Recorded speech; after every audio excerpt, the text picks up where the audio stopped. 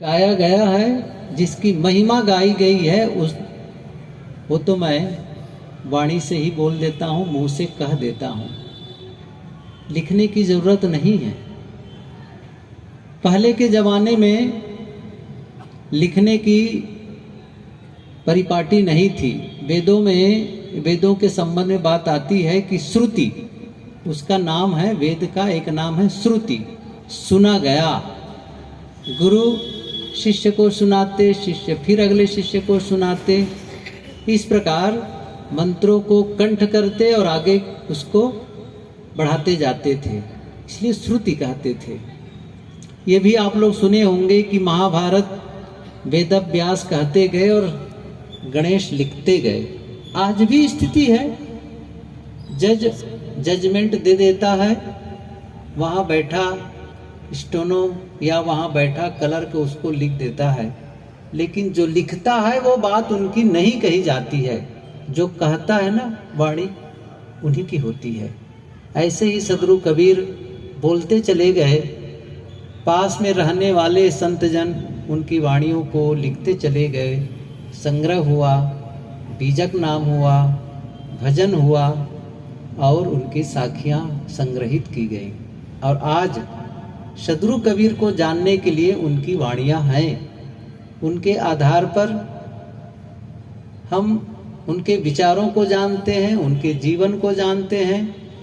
लेकिन इन बातों को पूरी तरह से न समझकर कबीर साहब जी को अनपढ़ कह देते हैं। और बात आती है कि कबीर साहब जी की शादी हुई थी, उनके बाल बच्चे थे, ये भी लोगों का कहना है, और वो भी जो विद्वान लेखक है उन्हीं का। कबीर पंथ में जो परिपाटी है या कबीर साहब की जो मुख्य रचना है उसका लोग अध्ययन करते नहीं। पूरी परंपरा में कबीर साहब जी को विरक्त संत के रूप में मानते हैं, कोई उनको गृहस्थ नहीं मानता। और उनकी वाणियों को पढ़ के भी जाना जा सकता है कि वो विरक्त संत थे। माया केरी बसी परे ब्रह्मा विष्णु महेश, नारद शारद सनक सनंदन गौरी पूत गणेश। जो भी माया में लिपटे थे उन सब को नाम ले लेकर के सदगुरु कबीर ने कहा है। जो स्वयं माया में लिपटे होते तो दूसरों को माया में लिपटे कह करके उनकी आलोचना न करते। कबीर साहब जी विरक्त संत थे, उनके बाल बच्चों का वर्णन करना, एक नहीं कई पत्नियों का वर्णन करना, यह विद्वानों का सही ढंग से रिसर्च न करने के कारण है। गुरु के संबंध में भी बात आती है कि उनके गुरु रामानंद हैं। प्रारंभ में जो औपचारिकताएं होती हैं गुरु बनाने की, निश्चित रूप से स्वामी रामानंद उस समय एक उदार पुरुष वैष्णव संत थे। हो सकता है उनसे उन्होंने दीक्षा ली हो, प्रारंभ में गुरु स्वीकार किया हो, लेकिन आगे चलकर उनका जो अपना विचार था और रामानंद का विचार ये मेल नहीं खाए। और इसीलिए उन्होंने एक पंक्ति कही है, रामानंद राम रस माते कहीं कबीर हम कहीं कहीं थाके। ये ऐसा लगता है कि जैसे थाके, कहीं कहीं थाके। स्वामी रामानंद दाशरथी राम की उपासना में लगे रहे। मैं कहता गया कि वह उपास्य नहीं है, वो सबके दिल में है, सबके हृदय में है, लेकिन वो इन बातों को स्वीकार नहीं किए। इसलिए प्रारंभ में औपचारिकता की दृष्टि से गुरु तो जरूर रहे होंगे, लेकिन जिस ज्ञान के कारण कबीर की प्रसिद्धि है, जिन विचारों को लेकर के कबीर की प्रसिद्धि है, जिनको लेकर के आज हम उनको जानते हैं, उस दृष्टि से देखें तो कबीर स्वयं रिसर्च किए, स्वयं अनुसंधान किए और उस ज्ञान को दिए।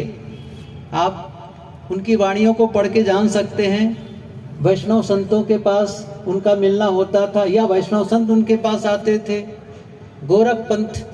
गोरखपंथी लोग आते थे, हठ योगी लोग आते जाते थे, इसलिए उन्हें हठ योग की भी चर्चा की है, वैष्णवों की भी चर्चा की है, नाथ परंपरा की चर्चा की है, बहुत सारी बातें की हैं। अनपढ़ तो कहते हैं लोग, लेकिन वो वेदों और शास्त्रों की बातें भी कही है, वेदों और शास्त्रों की समीक्षा भी की है, वो प्रश्न भी उठाए हैं। मैं कबीर वाणियों को उद्धृत करके उसको विधिवत वर्णन करूं तो उसी में समय चला जाएगा।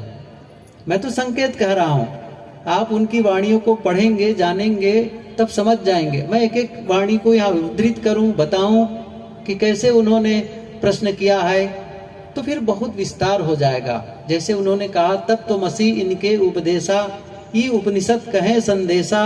और इसमें पूरा वर्णन है कि कैसे उन्होंने उपनिषदों पर चर्चा की है, पुराणों पर चर्चा की है। आपन कर्म न मेटो जाई, कर्म का लिखा मिटाए दो कैसे, जो युग कोटि सिराई।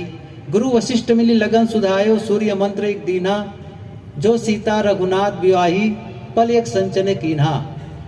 और इसमें पूरा वर्णन आया है। एक पंक्ति अभी आई है इस पद में कि पार्वती को बांझ न कहिए, ईश्वर न कहिए भिखारी, कहीं कबीर कर्ता की बातें, कर्म की बात निनारी।